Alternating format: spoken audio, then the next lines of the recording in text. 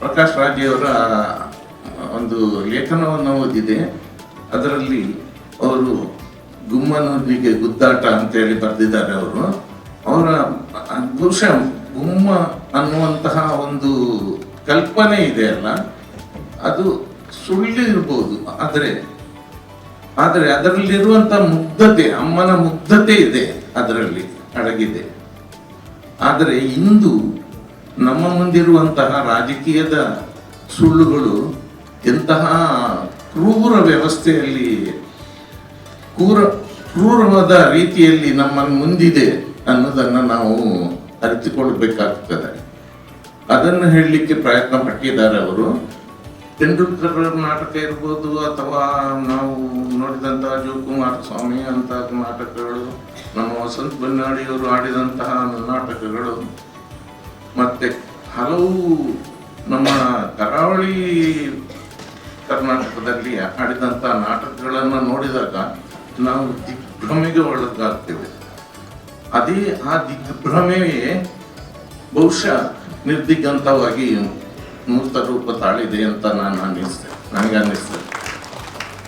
ಮೊದಲ ಪುಸ್ತಕ ಓದಿದ್ದು ಸೂಫಿ ಸಂತರು ಅನ್ನುವ ಪುಸ್ತಕ. ಅವರ ದರ್ಜಾಲ ಕಥಾ ಸಂಕಲನ ನಾನು ಓದ್ತಾ ಇದ್ದೇನೆ. ಇತ್ತೀಚೆಗೆ ಅವರ ಬೇಹೂತಿನಿಂದ ಜೆರುಸಲೇಮ್ನವರೆಗೆ ಅನ್ನುವ ಪುಸ್ತಕ ಓದ್ತಿದ್ದು ಬಹಳ ಬ್ಯೂಟಿಫುಲ್ ಆಗಿದೆ. ನಾನೆಲ್ಲರೂ ಒಂದ್ಸತಿ ಓದಲೇಬೇಕಾದ ಪ್ಯಾಲೆಸ್ತೇನ್ ಬಗ್ಗೆ, ಇಸ್ರೇಲ್ಗಳ ಬಗ್ಗೆ ನಮ್ಗೆ ನಿಜವಾದ ಡೀಟೇಲ್ಸ್ ಗೊತ್ತಿಲ್ಲ. ನಮ್ಮದೇ ಭೂಮಿಯ ಇನ್ನೊಂದೆಲ್ಲೋ ಅತ್ಯಂತ ದಾರುಣವಾದ ಬದುಕು ನಡೀತಾ ಇದೆ. ಅದನ್ನು ನಾವು ದರ್ಶಿಸಬೇಕು, ಅದನ್ನು ನಾವು ಕಾಣಬೇಕು.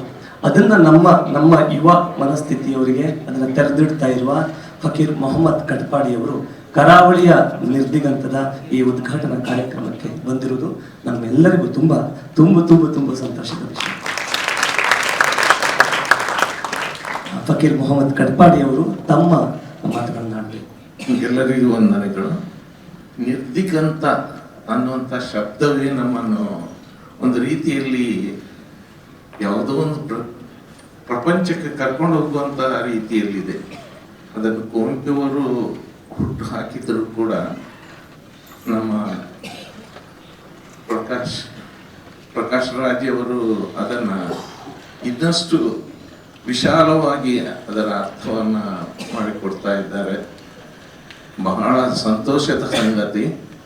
ಮತ್ತು ಇದನ್ನು ಮೊದಲಿಗೆ ನಾನು ಹೇಳಿಬಿಡ್ತೇನೆ, ಉದ್ಘಾಟಿಸಲು ನನಗೆ ತುಂಬ ಹೃದಯದಿಂದ ನಾನು ನಿಮ್ಮನ್ನೆಲ್ಲರನ್ನು ಅಭಿನಂದಿಸ್ತೇನೆ. ಮತ್ತು ಈ ಉದ್ಘಾಟನೆಗಾಗಿ ನೀವೆಲ್ಲವೂ ಬಂದಿದ್ದೀರಿ. ಮತ್ತು ಈ ಉದ್ಘಾಟನೆ ಒಂದು ನಮ್ಮ ನೆನಪಿನ ಅಂಗಳದಲ್ಲಿ ಒಂದು ದೊಡ್ಡ ಬೆಳಕಾಗಿ ಹುಟ್ಟಿಕೊಳ್ಳಿ ಅಂತೇಳಿ ನಾನು ಆಶಿಸ್ತೇನೆ. ನಿರ್ದಿಗಂತ ಅನ್ನುವಂಥ ಶಬ್ದಕ್ಕೆ ನನಗೆ ಆಧ್ಯಾತ್ಮಿಕ ಒಂದು ಸಾಲುಗಳು ನೆನಪಾಗ್ತದೆ. ಅದು ಸೂಫಿ ಅಧ್ಯಾತ್ಮದಲ್ಲಿ ಆಗಾಗ ಬರ್ತಾ ಇರ್ತದೆ. ಕುರಾನ್ನಲ್ಲಿ ಕೂಡ ಯಾಸೀನ್ ಅನ್ನುವಂತಹ 36ನೇ ಅಧ್ಯಾಯದಲ್ಲಿ ನಾನು ಈ ಹುಟ್ಟು ಸಾವಿನ ಮಧ್ಯೆ ಇರುವಂತಹ ಎಲ್ಲವನ್ನೂ ಮೀರಿ ನಾನಿದ್ದೇನೆ, ನಾನು ಆದಿಯೂ ಹೌದು ಅಂತ್ಯವೂ ಹೌದು, ಅಂತ್ಯದಲ್ಲಿಯೂ ಕೂಡ ನಾನಿದ್ದೇನೆ ಅಂತ ಹೇಳ್ತಾನೆ. ನಮ್ಮ ಸೂಫಿ ಮಹಿಳಾ ಸಂತ ರಾಬಿಯಾ ಅದವಿಯ ಒಮ್ಮೆ ಧ್ಯಾನ ಮನಸ್ಕರಾಗಿ ಮನೆಯೊಳಗೆ ಕೂತಿರ್ತಾಳೆ. ಆಗ ಹೊರಗಿರುವಂತಹ ಅವಳ ಸಖಿ ಕರೀತಾಳೆ, ನೋಡಮ್ಮ, ಇಲ್ಲಿ ಹೊರಗೆ ನೋಡು, ಬಹಳ ಸುಂದರವಾಗಿದೆ, ಬೆಟ್ಟಗಾಡುಗಳು, ಹಕ್ಕಿಗಳು, ಇಲ್ಲಿ ಸೂರ್ಯ ಈಗ ತಾನೇ ದಿಗಂತದಲ್ಲಿ ಅರಳುತ್ತಾ ಇದ್ದಾನೆ, ನೋಡು ಬಾ ನೀನು, ಅದು ಸಾಕು ಒಳಗೆ ಕೂತದ್ದು ಅಂತ ಹೇಳ್ತಾಳೆ. ಆಗ ರಾಬಿಯಾ ಹೇಳ್ತಾಳೆ, ನಾನು ಇಲ್ಲಿ ಒಳಗೆ ಸುಮ್ಮಲಿಲ್ಲ, ನಾನು ನನ್ನ ಎದುರುಗಡೆ ಅದನ್ನೆಲ್ಲ ಸೃಷ್ಟಿಸಿದ ಆತ ಇದ್ದಾನೆ, ಅವನು ನಗ್ನನಾಗಿದ್ದಾನೆ ಅಂತ ಹೇಳ್ತಾಳೆ ಅವಳು. ಅಂದ್ರೆ ಈ ಸತ್ಯ ಅನ್ನೋದು ಏನು ಅನ್ನುವಂತಹ ನಿಟ್ಟಿನಲ್ಲಿ ಅವಳು ಕೊಡುವಂತಹ ಅರ್ಥದಲ್ಲಿ ಆ ನಗ್ನತೆಗೆ ಬಹಳ ವಿಶಾಲವಾದ ಅರ್ಥ ಇದೆ. ಆಧ್ಯಾತ್ಮದಲ್ಲಿ ಕೂಡ ಅದಕ್ಕೆ ಬಹಳ ಅರ್ಥಗಳಿವೆ. ಅವನ್ನ ಅರ್ಥ ಮಾಡ್ಕೊಳ್ಬೇಕಾದವಳು ಸಖಿ ಅದನ್ನ ಅಲ್ಲಿಗೆ ತೇಳಿಬಿಟ್ಟು ನಕ್ಕು ಬಿಡ್ತಾಳೆ. ಇದು ನಮ್ಮ ಅಧ್ಯಾತ್ಮದ ಸತ್ಯ. ಮೊನ್ನೆ ನಾನು ಒಂದು ಪ್ರಕಾಶ್ ರಾಜಿಯವರ ಒಂದು ಲೇಖನವನ್ನು ಓದಿದೆ. ಅದರಲ್ಲಿ ಅವರು ಗುಮ್ಮನೊಂದಿಗೆ ಗುದ್ದಾಟ ಅಂತೇಳಿ ಬರೆದಿದ್ದಾರೆ. ಅವರ ಬಹುಶಃ ಗುಮ್ಮ ಅನ್ನುವಂತಹ ಒಂದು ಕಲ್ಪನೆ ಇದೆ ಅಲ್ಲ, ಅದು ಸುಳ್ಳು ಇರ್ಬೋದು, ಆದರೆ ಅದರಲ್ಲಿರುವಂತ ಮುಗ್ಧತೆ, ಅಮ್ಮನ ಮುಗ್ಧತೆ ಇದೆ, ಅದರಲ್ಲಿ ಅಡಗಿದೆ. ಆದರೆ ಇಂದು ನಮ್ಮ ಮುಂದಿರುವಂತಹ ರಾಜಕೀಯದ ಸುಳ್ಳುಗಳು ಎಂತಹ ಕ್ರೂರ ವ್ಯವಸ್ಥೆಯಲ್ಲಿ ಕ್ರೂರವಾದ ರೀತಿಯಲ್ಲಿ ನಮ್ಮ ಮುಂದಿದೆ ಅನ್ನೋದನ್ನು ನಾವು ಅರಿತುಕೊಳ್ಬೇಕಾಗ್ತದೆ. ಅದನ್ನು ಹೇಳಲಿಕ್ಕೆ ಪ್ರಯತ್ನ ಪಟ್ಟಿದ್ದಾರೆ ಅವರು. ಹಾಗೆ ಇದು ಒಂದು ನಗ್ನತೆಯು ಕೂಡ ಒಂದು ಸತ್ಯವನ್ನು ಹೇಳುವಂತಹ ಒಂದು ಪ್ರಯತ್ನ ಆಗಿದೆ. ದೇವರ ನಗ್ನತೆ ಯಾವ ರೀತಿಯಲ್ಲಿರುವಂಥದ್ದು? ಯಾಕೆಂದ್ರೆ ಅವನು ಕಣ್ಣಿದ್ದು ಕಾಣದವ, ಕಾಣಿದ್ದು ಕಾಣುವವ,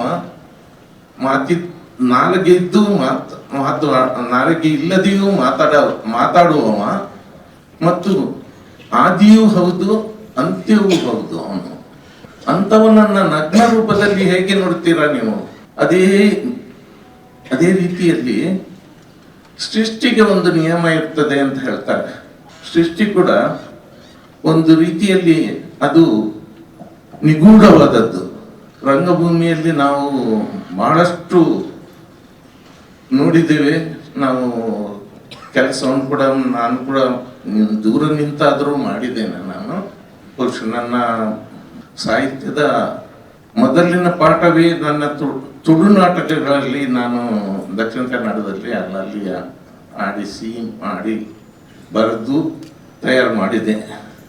ಆದರೆ ಅವೆಲ್ಲವೂ ಈಗ ನಾನು ಎನಿಸುವಾಗ ಯಾಕಾಗಿ ನಾನು ಮಾಡಿದ್ದನೋ, ಏನದರ ಅರ್ಥವಾಗಿದೆ, ಜನರಿಗೆ ಜನಪ್ರಿಯವಾಗಿದೆಯೇನೋ ಹೌದು, ಆದರೆ ಏನು ಉದ್ದೇಶ ಸಾಧನೆ ಮಾಡಿದ್ದೇನೆ ನಾನು ಅನ್ನುವಂಥದ್ದನ್ನು ಆಲೋಚನೆ ಮಾಡಬೇಕಾಗ್ತದೆ.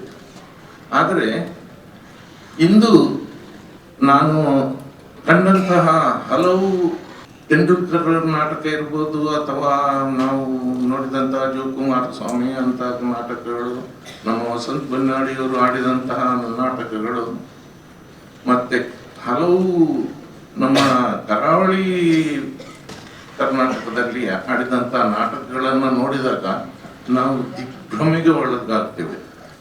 ಆ ದಿಗ್ಭ್ರಮೆಯೇ ಬಹುಶಃ ನಿರ್ದಿಗಂತವಾಗಿ ಮೂರ್ತ ರೂಪ ತಾಳಿದೆ ಅಂತ ನನಗೆ ಅನ್ನಿಸ್ತದೆ. ಇಲ್ಲಿ ನನಗೆ ಒಂದು ಸೂಫಿ ಕತೆ ನೆನಪಾಗುತ್ತೆ. ಆ ಸೃಷ್ಟಿಯಲ್ಲಿ ಒಂದು ಉದ್ದೇಶ ಇರ್ತದೆ ಅಂತ ಹೇಳ್ತಾರೆ. ಇದು ಎಲ್ಲದರಲ್ಲಿಯೂ ಕಾಣ್ತದೆ ನಮ್ಗೆ. ಆ ಉದ್ದೇಶವನ್ನ ಸಾಧಿಸಿದ್ರೆ ಮಾತ್ರ ಒಂದು ಸಫಲ ಸೃಷ್ಟಿಯಾಗುತ್ತೆ ಅಂತ ಹೇಳಿ ಸೂಫಿಗಳು ಹೇಳ್ತಾರೆ. ಒಮ್ಮೆ ಬಗ್ದಾದ್ ನಗರದ ಒಂದು ಮೂಲೆಯಲ್ಲಿ ಬಹಳಷ್ಟು ಕೊರೆಯುವ ಚಳಿ ಇರುವಂತಹ ಪ್ರಾಂತ್ಯದಲ್ಲಿ ಒಂದು 4-5 ಮಂದಿ ನಿರ್ಗತಿಕರಾದಂತಹ ಕೂಲಿಕಾರರು ರಸ್ತೆ ಬದಿಯಲ್ಲಿರುವಂತಹ ಪೊರಳುಗಳನ್ನೆಲ್ಲ ಒಟ್ಟು ಮಾಡಿ ಒಂದು ಬೆಂಕಿಯನ್ನ ಹಾಕಿಕೊಡ್ತಾರೆ. ಮುಂಜಾನೆ ಎದ್ದು ಅವರಿಗೆ ಕೆಲಸಕ್ಕೆ ಹೊರಡಬೇಕು. ಅಷ್ಟರಲ್ಲಿ ಕೈಕಾಲೆಲ್ಲ ಮರ ಕಟ್ಟಿದಾಗೆ ಇತ್ತು. ಅದಕ್ಕೆ ಬೆಂಕಿಯನ್ನ ಹಾಕೊಂಡ್ರು. ಹಾಕಿದಾಗ ಒಬ್ಬ ಕೂಲಿಯವ ಬರುವಾಗ ಅಲ್ಲಿ ಒಂದು ಘಟಸರ್ಪ ಒಂದು ಮುದುಡಿ ಮರ ಕಟ್ಟಿ ಬಿದ್ದಿತ್ತು ಅಲ್ಲಿ ಒಂದು. ಅದರ ಮೇಲೆ ಕನಿಕರ ಬಂತು ಅವನಿಗೆ. ಅವನು ತೆಗೆದು ಅದನ್ನ ಬೆಂಕಿಯ ಹತ್ತಿರ ತಂದು ಇಡ್ತಾನೆ. ಆಗ ಅದಕ್ಕೆ ಪುನರ್ಜೀವ ಬರ್ತದೆ. ಬಂದು ಕೂಡಲೇ ಫಸ್ಟ್ ಕಚ್ಚಿದ್ದು ಅವನಿಗೆ. ಯಾರು ಅವನನ್ನು ಅದನ್ನ ಬಚಾವ್ ಮಾಡಿದಾನ ಅವನಿಗೆ ಕಚ್ಚಿ ಬಿಡ್ತದೆ. ಕಚ್ಚಿಬಿಟ್ಟಾಗ ಒಬ್ಬ ಎಲ್ಲ ಬೊಬ್ಬೆ ಹೊಡಿತಾರೆ. ಬೊಬ್ಬೆ ಹೊಡೆಯುವಾಗ ಆ ದಾರಿಯಲ್ಲಿ ಒಬ್ಬ ಸೂಫಿ ಬರ್ತಾನೆ. ಸೂಫಿ ಬರುವಾಗ ಅವನ ಜೋಳಿಗೆಯಲ್ಲಿರುವಂತಹ ಅವನ ನಾರು ಬೇರುಗಳನ್ನೆಲ್ಲ ಇಟ್ಕೊಂಡು ಅವನು ಕೂಡಲೇ ಅವನಿಗೆ ಅರ್ಧ ಸತ್ತಂತಹ ಮನುಷ್ಯನಿಗೆ ಕೂಲಿಗೆ ಟ್ರೀಟ್ಮೆಂಟ್ ಮಾಡ್ತಾನೆ. ಟ್ರೀಟ್ಮೆಂಟ್ ಮಾಡಿ ಅವನು ಎಚ್ಚರ ಆಗ್ತಾನೆ. ಇವನು ಸೂಫಿ ಏನ್ ಮಾಡ್ತಾನೆ, ಆ ಮರ ಕಟ್ಟಿದ ಹಾಗೆ ಜೀವದ ಸರ್ಪವನ್ನು ಹಿಡಿದು ಅದನ್ನ ಜೋಳಿಗೆಗೆ ಹಾಕೊಂಡು ಹೋಗ್ತಾನೆ. ಈ ಸೂಫಿಗಳು ಪ್ರಯಾಣದಲ್ಲಿ ಬಹಳ ಆಸಕ್ತಿ ಅವರಿಗೆ. ಬರೀ ಪ್ರಯಾಣದಲ್ಲಿಯೇ ಅವರು ಅರ್ಧ ತಮ್ಮ ಜೀವಮಾನವನ್ನು ಕಳೀತಾರೆ. ಯಾಕೆಂದ್ರೆ ಅವರಿಗೆ ಜ್ಞಾನಾರ್ಜನೆ ಆಗುವುದು ಪ್ರಯಾಣದಲ್ಲಿ. ಆದ್ರಿಂದ ಅವರು ಹೋಗುವ ಅವನು ಹಿಡ್ಕೊಂಡು ಜೋಳಿಗೆಯಲ್ಲಿ ಹಾಕೊಂಡು ಹೋಗ್ತಾನೆ. ಹೋಗುವಾಗ ದಾರಿಯಲ್ಲಿ ಒಂದು ದೊಡ್ಡ ಕಾಡು ಸಿಗ್ತದೆ. ಕಾಡಿನಲ್ಲಿ ಆ ಸರ್ಪವನ್ನು ಬಿಡ್ತಾನೆ. ಸರ್ಪ ಹೇಳ್ತದೆ, ನಾನು ಮಾಡಿದ್ದು ತಪ್ಪಾಯ್ತು ಅಂತ ಹೇಳ್ತದೆ. ಆಗ ಇವನು ಹೇಳ್ತಾನೆ, ನೋಡು, ನೀನು ತಪ್ಪು ಉಪ್ಪುಗಳ ಬಗ್ಗೆ ನಾನು ಏನು ಹೇಳೋದಿಲ್ಲ. ನೀನು ನಿನ್ನ ಸೃಷ್ಟಿಯ ಉದ್ದೇಶ ಏನು ಅನ್ನುವಂಥದ್ದನ್ನ ನೀನು ಮನದಟ್ಟು ಮಾಡಿಕೊಂಡ್ರೆ ಅದೇ ಸಾಕು ಅಂತ ಹೇಳಿ ಹೋಗ್ತಾನೆ. ಇದು ಒಂದು ರೀತಿಯಲ್ಲಿ ನಾವು ನಮ್ಮ ಬದುಕಿನ ಕೆಲವು ಘಟನೆಗಳಿಗೆ ಹಿಡಿದಂತ ಕನ್ನಡಿ ಅಂತ ನನಗೆ ಅನ್ನಿಸ್ತದೆ. ಯಾಕೆಂದ್ರೆ ನಾವು ರಂಗಭೂಮಿಯಲ್ಲಿ ಏನೇನೋ ಚಟುವಟಿಕೆಗಳನ್ನ ಮಾಡ್ತೇವೆ, ಬಹಳಷ್ಟು ವಿಷಯಗಳನ್ನ ನಾವೆಲ್ಲರಿಗೂ ಹೇಳ್ತೇವೆ. ಆದರೆ ಒಂದು ಕ್ರೂರವಾದಂತಹ ಸುಳ್ಳು ಮಾಡುವಂತ ಕೆಲಸವನ್ನ ನಾವು ಎದುರಿಸಲಿಕ್ಕೆ ಸಾಧ್ಯ ಆಗದ ಹಾಗೆ ಅಷ್ಟು ಕಠಿಣವಾಗಿ ನಮಗೆ ಮತ್ತು ಅದು ಅಷ್ಟೇ ಕಷ್ಟವಾಗ್ತದೆ ಅದನ್ನು ಎದುರಿಸಲಿಕ್ಕೆ. ಇಂತಹ ರೀತಿಯಲ್ಲಿ ಇರುವಂತಹ ಒಂದು ಸನ್ನಿವೇಶವನ್ನ ನಾವು ಮನಗಂಡು ಅದನ್ನ ರಂಗಭೂಮಿಯಲ್ಲಿ ಪ್ರಯೋಗಿಸ್ಲಿಕ್ಕೆ ಪ್ರಯತ್ನ ಮಾಡ್ತೇವೆ. ಅದು ಎಷ್ಟು ಅರ್ಥ ಆಗ್ತದೆ ಜನರಿಗೆ, ಏನಾಗುತ್ತೋ ನಾವು ಅದರ ಪರಿಣಾಮದ ಬಗ್ಗೆ ನಾವು ಆಲೋಚನೆ ಮಾಡೋದಿಲ್ಲ. ಆಕ್ಚುಲಿ ನಾವು ಸಾಹಿತ್ಯದಲ್ಲೇ ಆಗ್ಲಿ ಅಥವಾ ರಂಗಭೂಮಿಯಲ್ಲೇ ಆಗ್ಲಿ ಚಿತ್ರಕಲೆಯಲ್ಲೇ ಆಗ್ಲಿ ನಾವು ಮಾಡುವಂತ ಕೆಲಸವನ್ನ ಮಾಡ್ಕೊಂಡು ಹೋಗ್ತೇವೆ ಅಷ್ಟೇ. ಅದರಿಂದ ಏನ್ ಪರಿಣಾಮ ಬೀಳ್ತದೆ ಅನ್ನೋದರ ಬಗ್ಗೆ ನಾವು ಗೋಜಿಗೆ ಹೋಗ್ಲಿಕ್ಕೆ ಸಾಧ್ಯ ಆಗೋದಿಲ್ಲ. ಅದು ಸಾಧ್ಯವೂ ಕೂಡ ಅಲ್ಲ. ಅದು ತಪ್ಪು ಅಂತ ಹೇಳಿಯೂ ನಾನು ಎಣಿಸುವುದಿಲ್ಲ. ಆದ್ರೆ ಇಲ್ಲಿ ಬಹಳ ಮುಖ್ಯ ಅಂತ ಹೇಳಿದ್ರೆ ಒಂದು ಸೃಷ್ಟಿಯ ಸಾಧ್ಯತೆ ಏನು, ಆ ಸೃಷ್ಟಿಗೆ ಏನು ಉದ್ದೇಶ ಇದೆ, ಆ ಸೃಷ್ಟಿಯ ಉದ್ದೇಶ ಏನು ಅನ್ನುವಂಥದ್ದನ್ನ ತಿಳ್ಕೊಳ್ಳುವುದೇ ಒಂದು ಅಧ್ಯಾತ್ಮ ಅಂತ ಹೇಳ್ತಾರೆ ಸೂಫಿಗಳು. ಹಾಗೆ ಈ ರಂಗಭೂಮಿಯಲ್ಲಿ ಕೂಡ ನಾವು ಮಾಡುವಂತ ಕೆಲಸವನ್ನ ನಾವು ವಿಶಾಲವಾಗಿ, ಪ್ರಕಾಶ್ ರಾಜ್ ಹೇಳಿದಾಗೆ ಎಲ್ಲಾ ಕಡೆಯಲ್ಲೂ ನಾವು ಅದನ್ನ ಪ್ರಯೋಗ ಮಾಡಿ ನೋಡ್ತೇವೆ ಹೊರತು ನಾವು ಜನರಿಗೆ ಎಷ್ಟು ಅದು ಮನದಟ್ಟಾಗಿದೆ, ಎಷ್ಟು ಅವರಿಗೆ ತಿಳುವಳಿಕೆ ಮೂಡಿದೆ ಅನ್ನುವಂಥದ್ದನ್ನ ನಾವು ನೋಡ್ಲಿಕ್ಕೆ ಹೋಗುದಿಲ್ಲ. ಅದು ಮುಖ್ಯ ಅಂತಲೂ ನನ್ಗೆ ಅನ್ನಿಸುವುದಿಲ್ಲ. ಆದ್ರೂ ಕೂಡ ಒಂದು ರೀತಿಯಲ್ಲಿ ಎಲ್ಲೋ ಒಂದು ಕಡೆ ನಮ್ಗೆ ಅನ್ನಿಸ್ತದೆ ಅದು ಒಂದು ರೀತಿಯಲ್ಲಿ ನಾವು ಮಾಡಿದಂತ ಕೆಲಸಕ್ಕೆ ಏನು ನಮ್ಗೆ ಅದರ ಬಗ್ಗೆ ಜನರ ಅಭಿಪ್ರಾಯ ಸಿಗ್ತದೆ ಅನ್ನೋದನ್ನ ತಿಳ್ಕೊಳ್ಳೋದು ಅಗತ್ಯ ಅಂತ ಅನ್ನಿಸ್ತದೆ. ಒಮ್ಮೊಮ್ಮೆ ಅನ್ನಿಸ್ತದೆ. ಒಮ್ಮೊಮ್ಮೆ ಸಾಹಿತ್ಯದಲ್ಲಿ ಕೂಡ ನಾವು ವಿಮರ್ಶಕರನ್ನ ಯಾಕೆ ನಾವು ಗೌರವಿಸ್ತೇವೆ ಅಂದ್ರೆ ಅವರು ಅದರ ಒಳಗಿನ ಅರ್ಥಗಳನ್ನ ನಮಗೆ ತಿಳಿಯದ ಅರ್ಥಗಳನ್ನೆಲ್ಲ ಹೇಳ್ತಾರೆ. ಆ ಅರ್ಥ ವ್ಯಾಪ್ತಿಯನ್ನ ನಾವು ಬರೆಯುವಾಗ ಗಮನಿಸುವುದಿಲ್ಲ, ಅಥವಾ ನಾವು ರಂಗಭೂಮಿಯಲ್ಲಿ ಆಡುವಾಗ ನಮಗೆ ಅದು ಕೊಡೆಯುವುದಿಲ್ಲ. ಅದು ನೋಡುಗರಿಗೆ ಮಾತ್ರ ಅದು ಒಂದು ರೀತಿಯಲ್ಲಿ ಅವರು ವಿಮರ್ಶೆಯನ್ನ ಮಾಡಿದಾಗ ಮಾತ್ರ ಅವರಿಗೆ ತಿಳಿಯುತ್ತದೆ. ಇಂಥದ್ದನ್ನ ನಾವು ಹೇಗೆ ಮುಂದುಗೂಡಿಸ್ಲಿಕ್ಕೆ ಸಾಧ್ಯ ಆಗುತ್ತೆ ಅನ್ನೋದನ್ನ ನಾವು ಒಂದು ರೀತಿಯಲ್ಲಿ ಅನ್ವೇಷಿಸಬೇಕಾಗ್ತದೆ ಅಂತ ನನಗೆ ಅನ್ನಿಸ್ತದೆ. ನಮ್ಮಲ್ಲಿ ಬಹುಶಃ ನಾನು ಹೆಚ್ಚು ಮಾತಾಡುವುದಿಲ್ಲ, ಹೆಚ್ಚು ಮಾತಾಡಿದ್ರೆ ನನಗೆ ಅಂದರೆ ಒಂದು ಥರದಲ್ಲಿ ಒಂದು ಸ್ವಲ್ಪ ಅನಾರೋಗ್ಯದ ಕಾರಣಕ್ಕೂ ಕೂಡ ನನಗೆ ಅದು ಒಮ್ಮೆ ನುಡಿಯುವಂಥ ಮಾತು ಮತ್ತೆ ಅದು ಮತ್ತೊಮ್ಮೆ ಹೇಳಲಿಕ್ಕೆ ನನಗೆ ಬಹಳ ಕಷ್ಟ ಆಗ್ತದೆ. ಉಳಿಯುವಂಥ ಮಾತುಗಳು ನನಗೆ ಮರ್ತು ಹೋಗಿ ಮತ್ತೆ ಎಕ್ಕಿಕೊಂಡು ನಾನು ಒಟ್ಟು ಮಾಡಿ ಹೇಳಬೇಕಾಗ್ತದೆ. ಆ ಥರದ ಒಂದು ರೀತಿಯ ನನ್ನ ಇಂದಿನ ಪರಿಸ್ಥಿತಿ ಆಗಿದೆ, ಆರೋಗ್ಯದ ಪರಿಸ್ಥಿತಿ. ಆದ್ದರಿಂದ ನಾನು ಹೇಳ್ತಾ ಇದ್ದೇನೆ, ಈ ನಿರ್ದಿಗಂತ ಅನ್ನುವಂತಹ ಉದ್ದೇಶ ಹೆಸರನ್ನು ಇಟ್ಟುಕೊಂಡು ಆ ಉದ್ದೇಶದಲ್ಲಿ ನಮ್ಮ ಪ್ರಕಾಶ್ ರಾಜ್ ಹೊರಟಿರುವಂತಹ ಪ್ರಕಾಶ್ ರಾಜ್ ಮತ್ತು ತಂಡದವರು ಹೊರಟಿರುವಂತಹ ಎಲ್ಲ ಕೆಲಸಗಳು ಕೂಡ ಅದು ಶುಭವಾಗಲಿ, ಅದರಲ್ಲಿ ಎಲ್ಲದರಲ್ಲಿಯೂ ಅವರು ಗೆಲ್ಲಲಿ ಅನ್ನುವಂಥ ದುವಾದೊಂದಿಗೆ ನಾನು ನನ್ನ ಕೆಲವು ಮಾತುಗಳನ್ನು ಮುಗಿಸ್ತೇನೆ. ನಮಸ್ಕಾರ.